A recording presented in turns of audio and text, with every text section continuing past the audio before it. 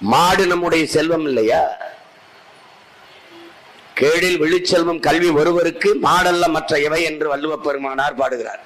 கல்வி மனிதனுக்கு செல்வம், ஆனால் மாடும் நம் செல்வம் என்று பாடுகிறார். நல்ல வேலை போங்க, திருவள்ளுவர் உயிரோட இல்ல.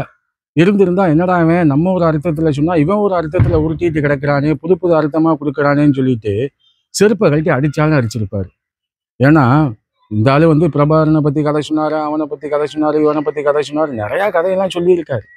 ஆனா இப்ப கடைசியில ஆட்டை கடிச்சு மாட்டை கடிச்சு மனுஷனை கடிச்ச கதையா திருவள்ளுவர்கிட்ட வந்து நிக்கிறாரு. திருவள்ளுவர் இந்த அர்த்தத்திலேயா சொன்னாரு இதை? அவர் என்ன அர்த்தத்துல சொன்னாரு? இந்த ஆளு என்ன அர்த்தத்துல மக்கள்கிட்ட சொல்லிட்டு இருக்கான் பாருங்க.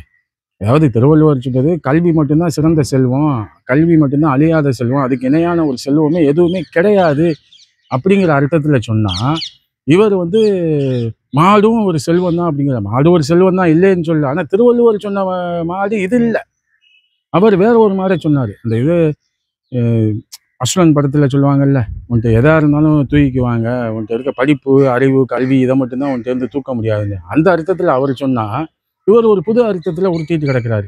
வழக்கமா வந்து உருட்டுறது தானே இவருக்கு வேலை. கையை தட்ட ஆள் இருந்தா கண்ட கர்மத்தையும் கதையா சொல்லிடலாம். இதைத்தான் சொல்ல நினைச்சேன், சொல்லிட்டேன். ஓகே, நன்றி, வணக்கம். மீண்டும் அடுத்த பதிவில் சந்திப்போம்.